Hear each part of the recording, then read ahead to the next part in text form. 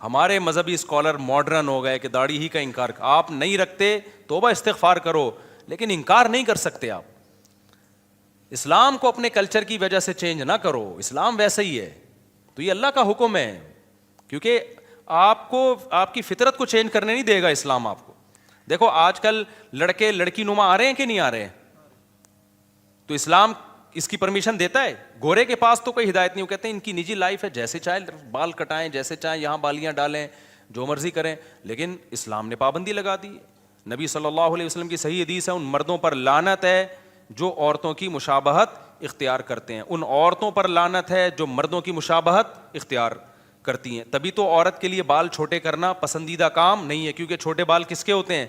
مردوں کے ہوتے ہیں. آپ کہہ سکتے ہو آپ کے تو بڑے بال ہیں, تو اتنے چھوٹے عورتوں کے نہیں ہوتے. اب اس سے زیادہ تھوڑی بڑے ہو سکتے ہیں, کتنا بڑھا لیں گے آپ؟ بڑھانا بھی چاہو تو یہاں تک نہیں پہنچتے. تو یہ اللہ نے پروٹوکول پیکج عورت ہی کو دیا ہے کہ اس کے بال بڑے ہو سکتے ہیں. اس کا مطلب یہ عورت کی خاصیت ہے. اب وہ بال کٹائے گی تو شریعت اس کو پسند نہیں کرتی. تو جو ہے نا اس کو ویسے ہی رہنا چاہیے. آدمی ہے تو پورا آدمی نظر آئے. وہ تو یہ ہائی اللہ ہوئی اللہ والا جو اسٹائل ایسے ایسے ہیجڑے ٹائپ کے ٹک ٹاک پہ ویڈیوز آ رہی ہوتی ہیں نا, عجیب سے کھرچے ہوئے منہ آ رہے ہیں, عجیب سے مرد ہے وہ چمک پٹیوں والا ساڑیاں پہنا ہوا ہوتا ہے, اور لوگ کمنٹس بھی کر رہے ہوتے ہیں واہ واہ واہ ماشاء اللہ, یہ تمہارے دماغ خراب ہو گیا ہے. تو اللہ کا قہر ہے, اللہ کا عذاب آتا ہے بھائی. تو گورا تو کہتا ہے اس کی نجی زندگی ہے, جو مرضی کرو. ہم کیا کہتے ہیں بھائی, ہماری باڈی پہ ہمارا حق نہیں ہے. یہ کس نے بنائی ہے؟ اللہ نے. تو اللہ روحانی اعتبار سے ہمیں سیدھا رکھتا ہے. تو اللہ نے موسیٰ علیہ السلام کو بھی کہا کہ اپنی قوم کو کہہ دیں کہ داڑیاں, مرد داڑھی بڑھائیں. اور پھر اللہ نے ہمارے نبی کو بھی وحی کی, ہمارے نبی نے ہمیں بتایا کہ مرد عورت کی مشابہت اختیار بولو مت کریں, اور عورتیں مردوں کی مشابہت اختیار مت کریں. تو ہر لحاظ سے اللہ نے گائیڈ کیا. پھر اللہ نے فرمایا اس جس کی گائیڈنس کا اتنا انتظام ہو رہا ہے اور مادی زندگی کے لیے انجیر اور زیتون پیدا کیے جا رہے ہیں اس کے لیے, تو اس سے پتہ چلتا ہے انسان کوئی چھوٹی موٹی مخلوق نہیں ہے. لیکن اللہ کہتے ہیں پھر ہم نے کیا کیا, اس کو بدترین مخلوق بنا دیا. وہ کیسے بنایا؟ اس کی حرکتوں کی وجہ سے. یہ بالکل ایسے ہی ہے جیسے بادشاہ سلامت کا ایک بیٹا ہو, شہزادہ ہو. بادشاہ اس کو بڑی زبردست شیروانی میں اپنے ساتھ لے کے جاتا ہے, اور بڑے خوبصورت پروٹوکول میں, شاہی خاندان کا آدمی ہے, بڑے بڑے لوگ ملاقاتوں کے لیے آ رہے ہیں, لیکن اس کمبخت کو چڈی بنیان میں ہی گھومنے کا شوق ہے, اور یہ ملتا بھی جمعداروں سے ہے, اور بہت ہی اس کی عجیب. تو بادشاہ کیا کرے گا, ایک دن اس کو آگ کر کے نکال دے گا. کہے گا یار تو تیرے تو وہ اسٹائل ہی نہیں ہے جو شہزادوں والا اسٹائل ہوتا ہے, تجھے تو یہ عزت سمجھ میں ہی نہیں آ رہی ہے.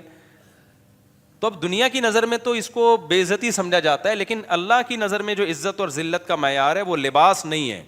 اللہ کی نظر میں عزت اور ذلت کا معیار یہ ہے کون اپنی خواہشات کو اللہ کے حکم کے تابع رکھتا ہے, اور کون حیوان اور درندہ بن کے اپنی خواہشات کو پورا کرنے میں لگا رہتا ہے.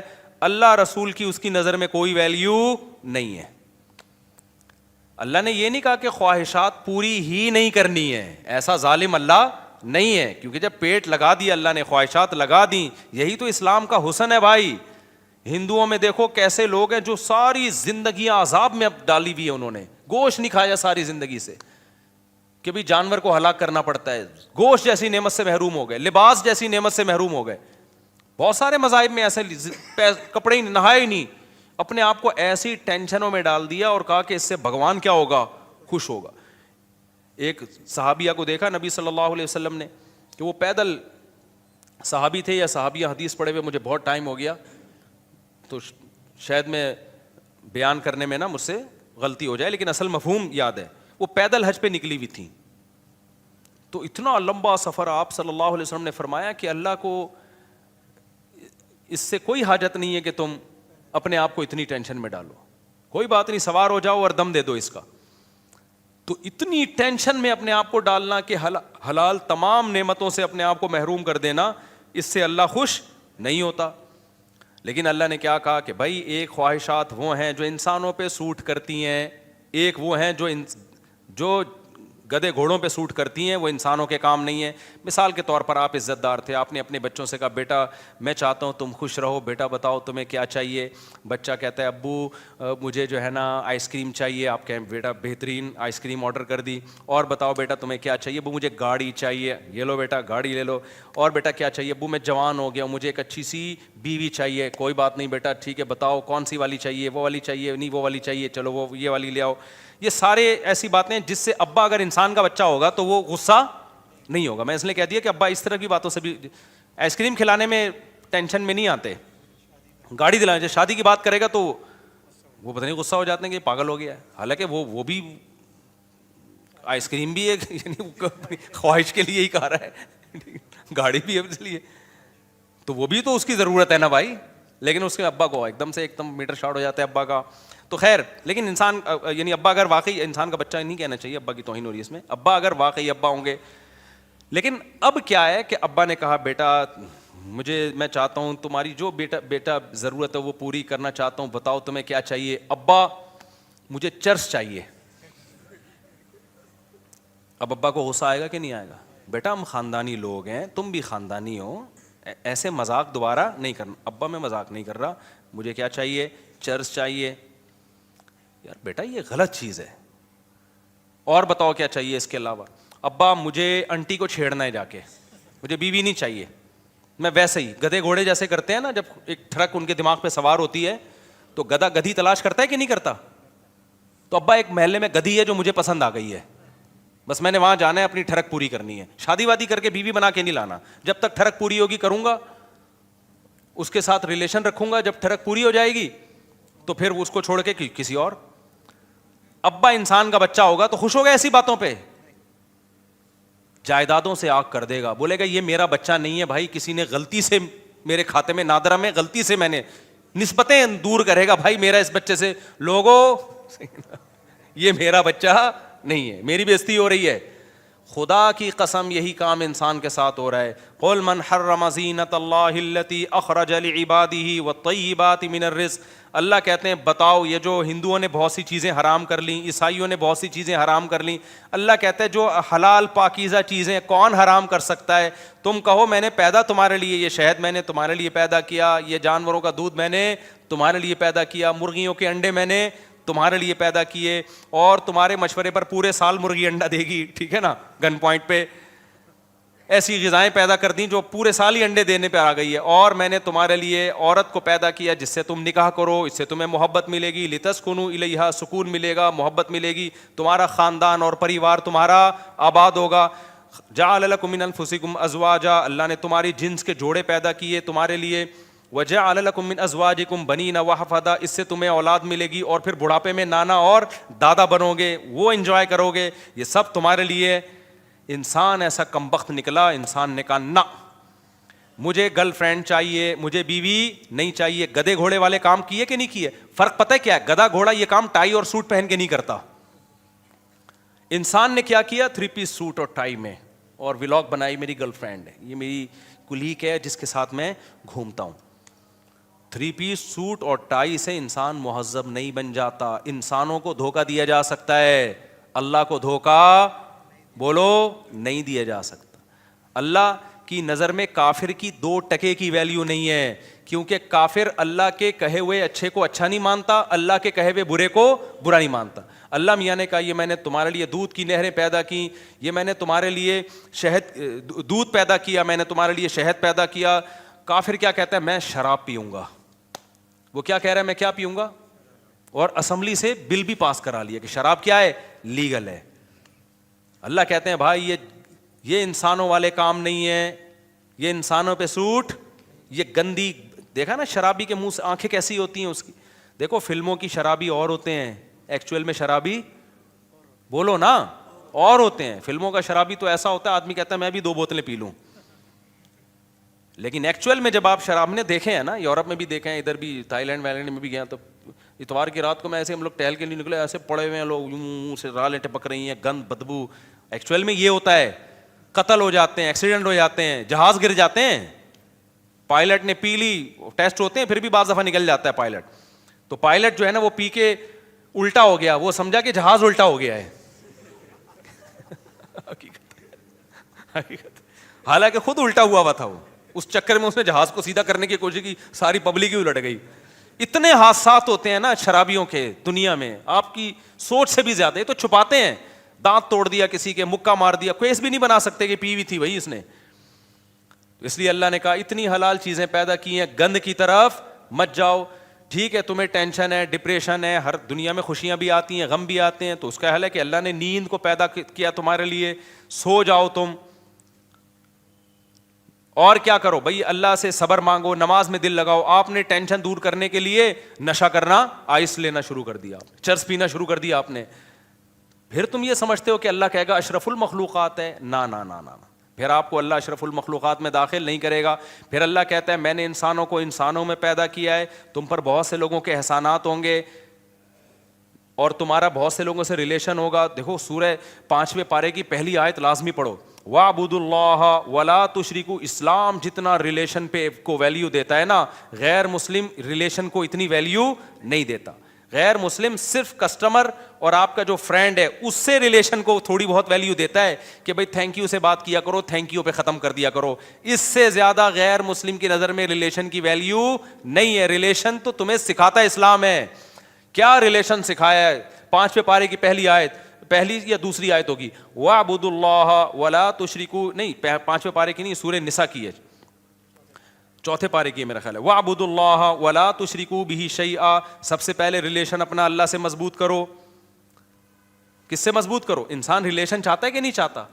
دیکھو ریلیشن بھی انسان کو سکون دیتا ہے کہ ریلیشن آپ کے اچھے ہونے چاہیے. ہر وقت لڑتے رہو گے ادھر سے ادھر سے بھی تو دماغ ڈپریشن میں جائے گا نا. ہر باپ یہ چاہتا ہے کہ میری اولاد کا ریلیشن آپس میں بھی اچھا ہو, محلے والوں سے بھی اچھا ہو. تو وہ بتاتا ہے نا, بیٹا یہ تمہاری اماں ہے, یہ تمہارے ماموں ہیں, یہ تمہاری خالہ ہے, یہ تمہارا ابا, میں تمہارا اتفاق سے کیا ہوں, ابا ہوں. بیٹا تمیز سے رہنا, یہ بہن ہے, یہ بھائی ہے, لڑتے نہیں رہنا, سب کے حقوق کا تم نے کیا کرنا ہے خیال. تو اللہ میاں بھی یہی چاہتے ہیں. اللہ نے فرمایا وَاعْبُدُوا اللَّهَ, سب سے پہلے تمہارا ریلیشن کس کے ساتھ ہے؟ میرے ساتھ ہے, میں اللہ ہوں, میری عبادت کرنی ہے. وَلَا تُشْرِكُوا بِهِ شَيْئًا, معبود ہونے میں میرے ساتھ کسی کو شریک نہیں کرنا. عبادت صرف میری ہوگی, میرے علاوہ کسی کی نہیں ہوگی. یہ ریلیشن گورا بتاتا ہے, او مائی گاڈ, بس اس کے علاوہ گاڈ کے ساتھ کوئی ریلیشن غیر مسلموں کے پاس ہے ہی نہیں. وَبِالْوَالِدَيْنِ احسانا, پھر اللہ کہتے ہیں میرے بعد سب سے زیادہ مضبوط ریلیشن کس سے ہونا چاہیے؟ والدین کے ساتھ. کافروں نے کیا کیا, 18 سال کا ہوتے ہی ابا اماں کو ٹاٹا کر کے نکل جاتے. آپ کو پتا ہے جاپان میں گیا تھا نا, میں نے جاپان کی ٹرینیں آپ کو دکھائی, کتنی اچھی تھیں کہ نہیں تھیں, اور ایسی خاندانی تھی یار, جو سوچا تھا اس سے آگے ہی نکلی ہیں. ایسی اسپیڈ کی ٹرینیں اور ایسی ٹائم, یعنی ٹائم یہ ہوتا تھا 3:51 پہ پہنچے گی اور 53 منٹ پہ دوسری ٹرین نکلے گی, تو 53 پہ ہی نکل رہی ہے, ایک ایک منٹ ناپا ہوا ہے. لیکن آپ ایک بڑی بھیانک چیز ہے جاپان کی جو میں نے آپ کو نہیں دکھائی, جاپان کے بچے اپنے ماں باپ کے ساتھ بالکل بھی اچھے نہیں ہوتے. جاپان کے سائنٹسٹ اپنے کنٹری کے ساتھ بہت اچھے ہیں, جاپان کے مزدور اپنے مالک کے ساتھ بہت اچھے ہیں, لیکن جاپان کے بچے اپنے ماں باپ کے ساتھ بالکل بھی اچھے بولو نہیں ہوتے. ریلیشن نہیں ہے. 18 سال کا ہونے کا انتظار کرتے ہیں, جس دن 18 سال کے ہوئے ابا اماں کو ٹاٹا کیا اور مارکیٹ سے شارٹ. ابا مر رہا ہے, جی رہا ہے, تھوڑا بہت پوچھ لیتے ہیں, جو بہت پرانے قسم کے ہوں گے پوچھ لیتے ہیں. لاشیں مرنے کے بعد 3 دن تک بو آتی ہے ماں کی, پھر پتہ چلتا ہے یہاں کوئی بڑھیا مر گئی ہے. تو اللہ نے کیا کہا, میرے بعد سب سے بڑا حق کس کا ہے؟ یہ اشرف المخلوق بننے کا طریقہ بتا رہا ہوں آپ کو. سمجھ میں آ رہی ہے بات؟ کہ جم جا کے تو بڑے ڈولے شولے بنا رہے ہوتے ہیں اشرف المخلوق بننے کے لیے. اس ڈولوں بھائی, ڈولے بیل کے ہم سے زیادہ ہوتے ہیں. یہ بھی کرو, مادی زندگی کو بھی فوکس کرو, لیکن انسان سب سے پہلا کیا ہے؟ عمل سے پتہ چلتا ہے کہ یہ اچھا ہے یا نہیں ہے. آپ کی بہن اگر بیوہ ہو گئی ہے, اس کو ضرورت ہے, تو یہ نہیں کہ انڈیویجولی وہ ایک لائف گزارے گی, جاب کرو اپنا کماؤ, نا نا نا نا نا. اس کی ذمہ داری شرعاً کس پر ہے؟ اس کے بھائیوں پر. بھائی پر لازم ہے کہ اپنی آمدن میں سے اس کی ذمہ داری اٹھائے. اسلام میں عورت کے کمانے کا تصور نہیں ہے. کما سکتی ہے مجبوری میں, جائز ہے, لیکن قرآن سے پتہ چلتا ہے, حدیث سے پتہ چلتا ہے, عورت کی تمام تر ذمہ داریاں اللہ نے کس کے کندھوں پہ ڈالی ہیں؟ مرد کے. اگر وہ نہیں کما رہی ہے تو کمانا اس پہ واجب نہیں ہے.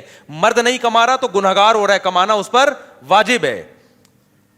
اور آپ کی بہن اگر غریب ہے نا, کھانے کو نہیں ہے اس کے پاس, تو آپ پر کمانا ڈبل واجب ہو گیا ہے, کہ اپنے لیے بھی اور اس کے لیے بھی, کیونکہ وہ اب آپ کے عیال میں آ گئی ہے. آپ کی یعنی آپ وعلی الوارث مثل ذلک قرآن کہتا ہے. تو یہ ہے انسان بننے کے لیے یہ سب چیزیں کیا ہے میرے بھائی؟